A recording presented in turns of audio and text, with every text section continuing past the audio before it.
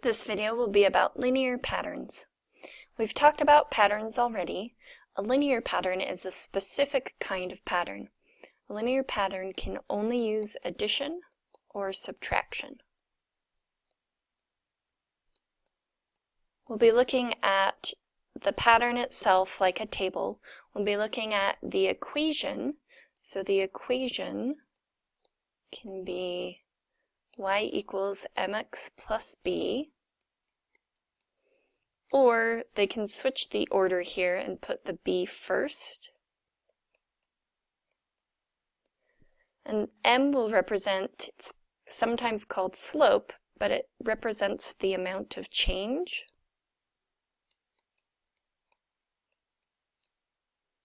And b represents the starting amount.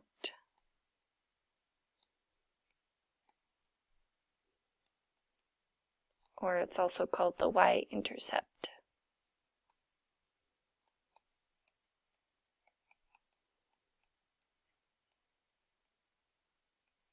So we'll look at a table, the equation, and we'll look at the graph.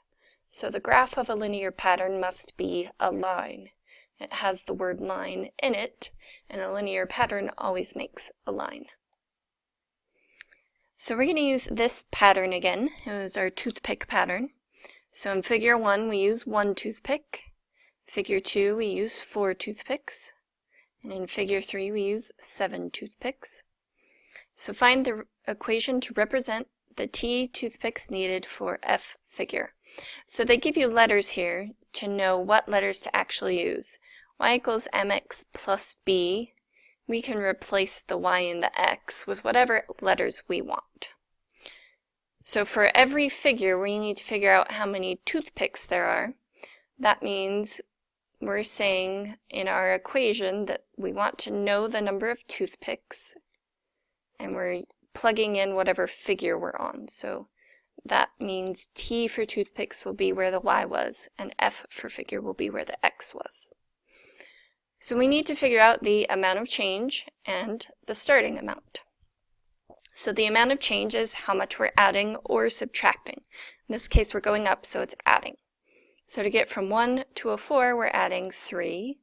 To get from 4 to 7 we're adding 3.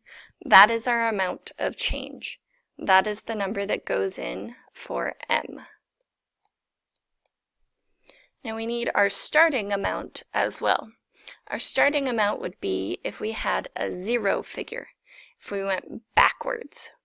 So when we go forwards, we're adding 3 every time. If we go backwards, we have to subtract. So 1 minus 3 would give us negative 2. So figure 0 would have negative 2. Now logistically that doesn't make as much sense. If you have a 0 figure you'd have 0 toothpicks, but it has to follow this same changing amount. So we always just think about, well, if we added a certain amount every time, where would we be if we subtracted that amount? So that starting amount is our b. We put our minus 2 there. If we have a plus symbol next to a minus symbol, we really can just write that as minus 2. So the equation for this pattern is the number of toothpicks equals 3 times the number of the figure minus 2. And you can check this to make sure it works.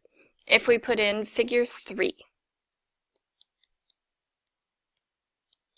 3 times 3 is 9, minus 2 is 7. And we saw when we counted that we had 7 toothpicks with figure 3. So this equation, how it can be useful is if they wanted to know how many toothpicks you need for figure 50, we wouldn't have to keep counting and adding 3 until we got to figure 50. We could just plug it in. So that's how we find our equation for a pattern. Now finding the equation can become a little more complicated if we're given a pattern that doesn't go by 1.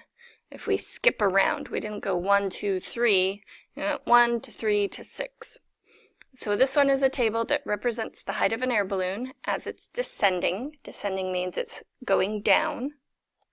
If the balloon is descending linearly, they tell us it's following a linear pattern. Find the equation to represent its descent. So we are still going to use the general concept of y equals mx plus b, where m is the change and b is the starting amount. But we can't just say that from 2,450 to 2,350 is the amount of change. On this, we are descending at a rate of 100 feet. So we minus 100 from the first value to the second. The problem is we need the amount of change per minute. It has to be broken down by value of 1. This was over a 2-minute interval. To get from 1 to 3 minutes, it took 2 minutes.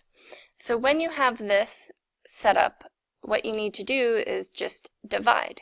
We want the number of feet per minute, so if we divide the minus 100 by the 2, that tells us our amount of change is negative 50 feet per minute. And it still works even if we use the next set of values. 2,350 to 2,200, we minus 150, but from 3 to 6 is 3 minutes. So if we take the negative 150 and divide it by the 3 minutes, we still get negative 50 feet per minute. That's part of it being a linear pattern. The amount of change per minute is always going to be the same. So our amount of change is negative 50. We are working with height and time. Instead of using y and x, we would say the height is equal to negative 50 times the time. And then we need to determine, well, where would we have been at time 0? If we go backwards, and we're going backwards by just 1 minute, so we can minus, and actually we would do the opposite, we would add. If we're minusing going down our pattern, to go backwards we have to add. We would add that feet per minute. Since we're only going 1 minute backwards, we would add 50. So at time 0, we would be at 2,500. So this would be plus 2,500. Now this is one where they might put the negative 50t second. They would put 2,500 minus 50t. Sometimes they like the subtraction symbol to be in between instead of to be first. These two things are the same thing. They both are correct. It just depends on, if you're given a multiple choice question, which way they write it. So you have to recognize, if I get it this way, then if they write it like this, it's still the same thing and still the correct answer. They can also give us a problem where they actually give the equation and ask us to find something else. So in this problem, Jerry decides to start a tutoring business. He rents an office for $300 per month and he charges $40 per hour per student. The equation to represent his profit is shown below. So profit is 40x minus 300. If Jerry wants to make a profit of $700, how many students will he need to tutor in 1 month? And I should have written in here that P is profit and X is the number of hours. And it's 1 student per hour, so you could also say 1 number of students. So he wants to make a profit of $700. This value, we're just going to plug into our equation. We have to plug it in the correct spot though. Since P stood for profit, we want to plug in the 700 for P. Once we've done that, we have an equation we can solve. So when solving our equations, we do opposites. Opposite of subtracting 300 is to add 300. 700 plus 300 is 1,000. This is 40 multiplied by x. They do not write the times symbol in. You just have to know this is multiply. So the opposite is to divide. 1,000 divided by 40 is 25. So he would have to tutor 25 students in 1 month or have 25 hours of work in 1 month. So the last kind of linear pattern problem will involve a graph. So on our graph, we can identify some of the same things we needed to write our equations before. So let's read the situation. Cammie is saving up to buy a car. The graph represents how much she saves every month. Write an equation that models the situation. So we're still using this basic equation where M is the amount of change and B is the starting amount. And on the graph, the starting amount is pretty easy to identify.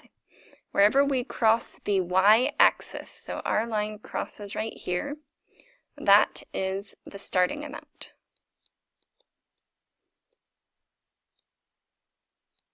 So our starting amount is $750. That's how much she already had before we calculated this equation. So then we need to find the amount of change. So to find the amount of change on a graph, we need another point that crosses exactly. So right here. This line, the red line, crosses these two grid lines exactly here at this 1500 and at this 5. So it is the point 5, 1500. And our starting amount, that original point, was 0, 750. So these 2 points can be used to find this amount of change. We're going to use what's called the slope formula, which is represented as y2 minus y1 over x2 minus x1. We just need to find the difference between these two y values and these two x values. So we did it on the table when they were just stacked. We just figured out logically, oh, we're minusing this amount or adding this amount. It's the same concept here. So we would do the y value of the second point, 1500, minus the y value of the first point, minus 750, over the x value of the second point, minus the x value of the first point. 1500 minus 750 is 750, divided by 5 is 150. So our equation now is y equals 150x plus 750, where x is the number of months. We could plug in month 10 and figure out that we have $2,250. So if you don't like this formula, on the graph you can also just form a triangle and count. So if we form the triangle instead, on the horizontal direction, from here to here, we're going from 0 to 5. That is 5 spaces, 5 units. Going up, we're going from 750 to 1500. That would be a distance of 750. Then you do still have to do this step where we divide. Just like on that table, when we jumped up by 2 or by 3, we had to divide by 2, divide by 3. So there is a second option of just counting how many spaces over and counting how many spaces up to get these two values. Or you can plug it into the equation itself. So for this problem, the final answer is the y equals 150x plus 750. So this concludes our discussion on linear patterns.